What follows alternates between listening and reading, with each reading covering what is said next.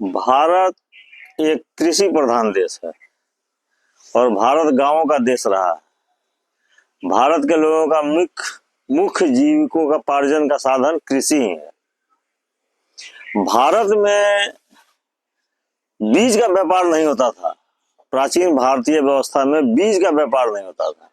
सभी लोग अपने अपने उपजाए गए फसल से ही बीज निकाल कर रख लेते थे और उसी से उसका फिर दोबारा खेती करते थे। इसलिए बीज खरीदने का जरूरत किसी किसान को नहीं पड़ता था। और यदि किसी को बीज घट गया या किसी का बीज खराब हो गया तो अपने आस पड़ोस के अपने गांव के लोगों से बीज ले लेता था। फिर जब उसको होता था फिर उसको जब घटता था बीज दे देता था।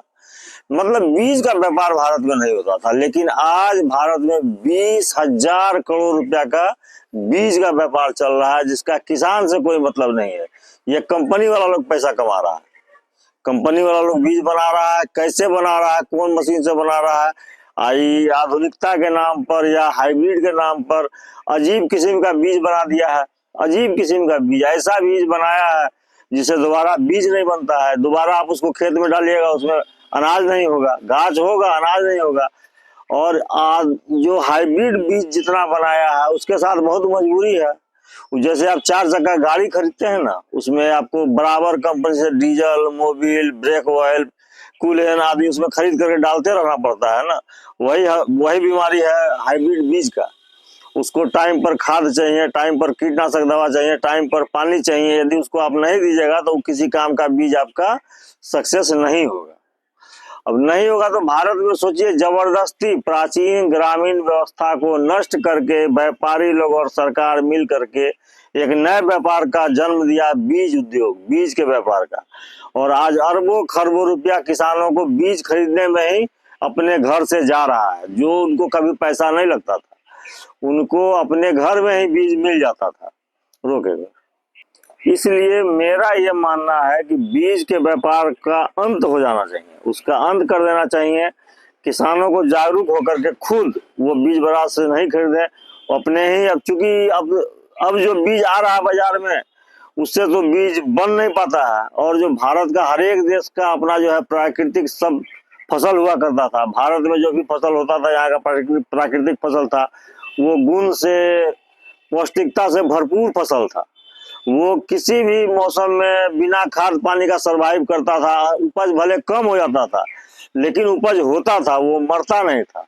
लेकिन हाइब्रिड के साथ बहुत बड़ा मजबूरी है कि यदि उसको जो जरूरत है उसको आप नहीं पूरा कीजिएगा तो वो किसी काम का नहीं होगा। और सबसे बड़ी बात है कि जो प्राकृतिक बीज जो हमारे देश में पहले से होता था उसका स्वाद एक अलग था। उसको खाने पर लोगों को मतलब बहुत अच्छा लगता था, बहुत पौष्टिकता था, उसमें शरीर में एनर्जी मिलता था। लेकिन ये आधुनिक बीज तो किसी काम का नहीं, उसमें कुछ नहीं। इसलिए सोच समझ करके सरकार तो नहीं करेगी, किसान को खुद जागरूक होकर के इस बीज के व्यापार को बंद करना होगा। अपने ही किसी तरह से बीज का उपाय करना होगा। और सबसे बड़ा बात है कि ये इतना ही सब गंभीर मुद्दा है, गंभीर विषय है, जिससे अरबों खरबों रुपया किसान का व्यापारी के पास जाता है या विदेश जाता है। बहुत विदेश से लिंक है इस बीज के व्यापार का।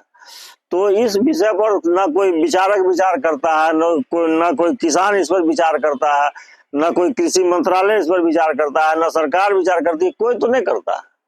हम तो कुछ नहीं है, हम तो न किसान है, हम तो व्यापारी हैं, हम भी अपना व्यापार करते हैं, जीवन चलाते हैं। लेकिन हम चिंतन करते हैं देश के बारे में, तो हमको समझ में आया इस विषय पर तो हम बोल रहे हैं।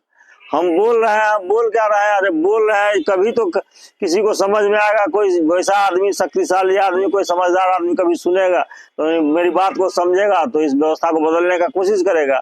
इसलिए हम बोल रहे हैं। तो हमारा बात भी तो ऐसा कोई सुनता नहीं है। 100-200 आदमी हमको लगता है कोई सुनता है, लेकिन मेरा बात भी कोई सुनता नहीं है। लेकिन नहीं सुने, हम तो अपना धर्म निभा रहे हैं। हमको जो समझ में आ रहा है क्या सही है क्या गलत है तो हम बोल रहे हैं।